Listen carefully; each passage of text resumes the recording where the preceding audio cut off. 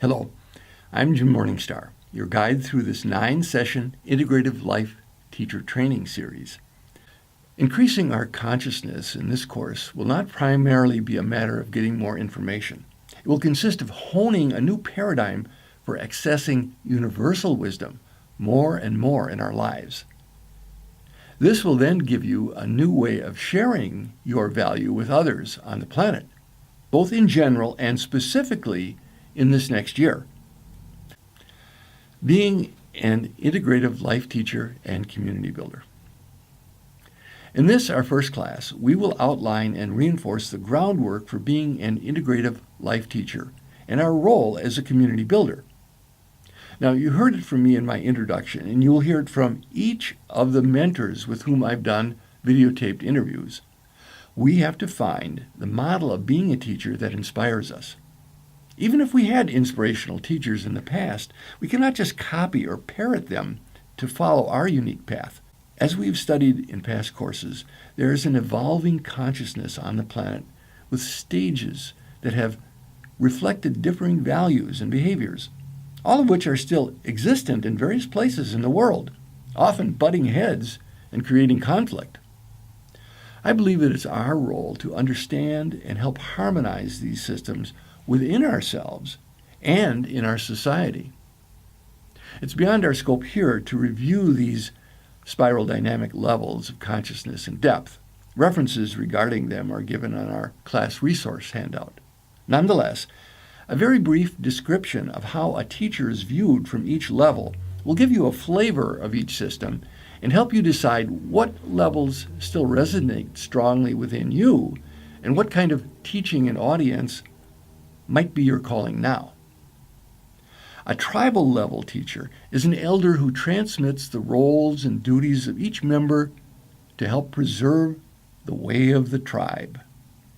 A heroic level teacher is a model of unflinching loyalty and service to the leader of one's band. A saintly level teacher is a paragon of virtue and obedience to the higher order to which all must conform to be saved. A pragmatic level teacher has the expertise and skill to impart to those who want to accumulate resources and achieve status in societal and corporate organizations. A sociocentric level teacher shares social and communication abilities to bring harmony and mutual empowerment to members of groups. A cognitive, holistic teacher imparts global inclusive values and techniques to help individuals and groups work cooperatively towards shared success. And finally, an integrative level teacher embodies and inspires shifts to higher consciousness and synergistic growth on all inner and outer levels. Now, this course will focus on the cognitive, holistic, and integrative levels of teaching, with the understanding that each of us has all of the aforementioned levels in our nervous system ready to spring forth if we allow it. The two higher levels operate under a different paradigm than the survival modes of the levels which precede them and upon which they are developed. Each of the levels has its place in the growth of every person and every group in our world. It's up to us if we choose to continue growing or to stand pat where we are. Either way has its own merits and challenges. Now, you have most likely chosen the path of growth if you're signed up for this course. That means we are here to learn from past models, incorporate what's valuable, and translate them into a new reality. Here is where one of our class mentors, Tamarack Song, has some important lessons to share with us. He spent much of his life learning ways of growing from nature, taught by elders from the past, and translating them into energetic tools that will be invaluable to us in our present quest. That's because growth is not a linear process, but a spiral. Unless we circle back to wisdom from the past, from our roots, we become top-heavy, too heady, and stunt our progress. The lessons of which he reminds us are universal, but critical to the rebirth now needed on our planet. How to listen with our whole being and not to be trapped in the fear-based loops of our mind. Tamarack, in his book, Becoming Nature, uses the term nature speak to indicate that innate ability we all have to, as I call it, listen with the third ear, or listen with the heart, if you will. Our first order of business in our teacher training and community building is not to think about all the wonderful things we would like to create this year or what it is we want to teach or learn from the world. That's the path of the mind, which will manufacture interesting versions of what it already knows in ways with which it is already familiar. If we're truly to change our paradigm from surviving to living the love we are in a more authentic way with the planet, we must first listen to our true heart's guidance and the whispers of our spirit. Tamarack says, nature speak is the first language. It is the mother tongue of all life and the foundation of interspecies communication. It is the root from which our spoken and written languages grew. Yet even more than a way to speak and listen, it's an operating system for our minds and the basic lens through which we perceive our world. He develops these abilities in communicating with animals and encourages us to all rediscover our innate capacities. The primary characteristics of nature speak are that it is instantaneous. Little or no transmission or comprehension time is required. Understandable. Does not require translating. Universal. Not only birds and mammals use it, but also butterflies. Intuitive. Does not have to make rational sense, and often it doesn't. Simultaneous. There is spontaneous two-way communication. Communal. All beings in the area automatically participate. Innate. There's no need to learn it or to train it. Tamarack characterizes the personality of nature speak thusly. 1. It's unexplainable. When someone first tunes into nature speak, she might say something like, I don't know where it came from. I just know what it means. She is clear and resolute, yet when asked to explain why, she has nothing to offer. This is because with nature speak, the mind functions in a realm that goes beyond rationale. 2. There are no words. To say nature speak comes from a different world is not an exaggeration, as the language used is not word-based, but rather comprised of ancient memories, impulses, and imaginings. 3. We use it all the time. It lies at the base of all communication, conscious and unconscious.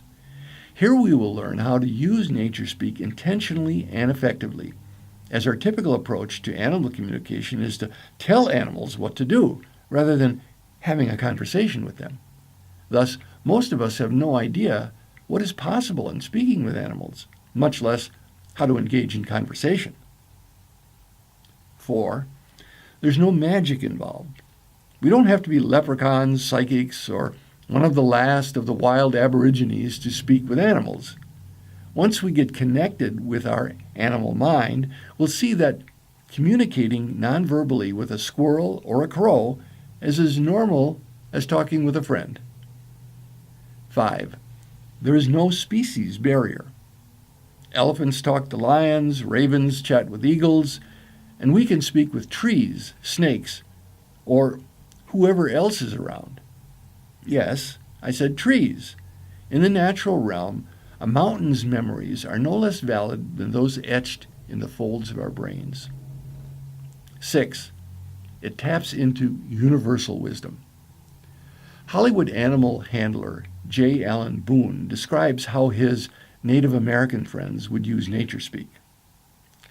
Their favorite method of acquiring fresh wisdom, especially immediately needed information, was not to seek it vocally from some other Indian, or even from printed words. Each individual would listen for the good counsel from the silence as it gently speaks to each of us from the infinite language of all life. This language is eloquent in its boundless expression and helpful in the fresh and needed facts that are always supplied. It is a language that was never difficult for my Indian friends and me to hear and understand, provided we were of one mind and listening as one mind. 7. It is nature reclaiming us. When we start speaking the first language, it will feel like a homecoming, as though nature is reaching out to connect with us, her long-lost children. 8. It speaks to the deepest part of us. Your inner sanctum, the deepest aspect of what makes you, you, is going to merge with the soul of nature. For many of you, this could be an awakening, an act of communion with the cosmos. Now, our purpose in this class is not to become animal communicators per se, but to learn to receive and give transmissions in the universe which will bring out our core nature and keep us tuned to our soul's purpose in this life. Hence, all our plans and goals and means to achieve them will resonate with our spirit and bring the most fulfillment and highest reward, whether we're sitting on a park bench or heading a global organization. We are tuned into a flow that is universal. Glenda Green, author of Love Without End, gives an example of this experience in her life. Whenever possible, I would take special notice of nature and its patterns of vital interchange. One day, just for the sheer pleasure, I spent a whole day in our city garden. As I sat on my favorite bench in quiet admirations, under the spreading limbs of a magnificent old pecan tree, I bathed in the free flow of adamantine particles, that is, the basic particles of the physical universe. It was not long before I felt complete oneness with the environment in a way that released all barriers. Then suddenly a flock of crows descended upon the lawn in front of me, and they were followed by a host of squirrels rushing through the trees. The crows pecked the grass, while the squirrels scampered for nuts. There were some mockingbirds and a few yellow finches that decided to pay a visit. My enchanted place in the garden had come alive. One by one, the crows and squirrels approached, innocently and freely, as if they had never seen a human and had no perception of me as a threat. The sense of peace was remarkable, and the sensation was one of inhaling nature. It was fascinating to watch their inclusion of me. One of the crows caught a green garden snake and held it up proudly for me to see. I remarked, "Oh, isn't that pretty?" I didn't expect the bird to understand my words, but somehow I felt he would grasp the meaning behind them. At that moment, he walked over to me and stopped about 5 feet away to demonstrate how proficiently he could devour his dinner. He was quite the showman. Shortly after that, I noticed a little squirrel gathering and burning pecan nuts.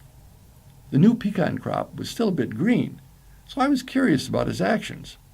I began to converse with the little creature and asked, "Isn't it a little early to be doing that?" He looked at me intently, tilting his head to show genuine attention. Proceeding to find an older nut, he approached and held it up for inspection as if to ask, "Is this okay?" As he scurried off to bury it, I affirmed his wisdom with a complimentary remark. When he had finished that task, he selected another nut and darted over to me. I sat in perfect stillness, mesmerized by his confidence. Less than 3 feet away, he shelled the nut and then dropped it at my feet. I've fed squirrels many times, but never before had a squirrel feed me. Through the innocence of nature, I had been given a perfect example of the way love brings about an exchange of the breath of life. So it's my contention that these stories delight us because they're resonant with our nature, and that we've all had a taste of this at some time in our lives, even if it was very young. Now, I've done a few wilderness trainings with Tom Brown Jr., who is famous for and written many books on existing joyfully in nature anywhere without any modern accoutrements. He's also written books on how all the wonders of the natural world can be found on a patch of earth in one's backyard. Let's do an inventory together to see what we can unearth from our own experiences as stepping stones to enhancing our inner listening between now and next class. Take Class 1, Handout 1, Nature as a Listening Teacher, and in Section 1, write briefly, 2 ways I have connected with nature that are nurturing to me. Complete this now and come back to the video. Holding you in my heart as fellow travelers on the road home, I send and receive blessings for our circle and all sentient beings till next class. Blessings in light and love.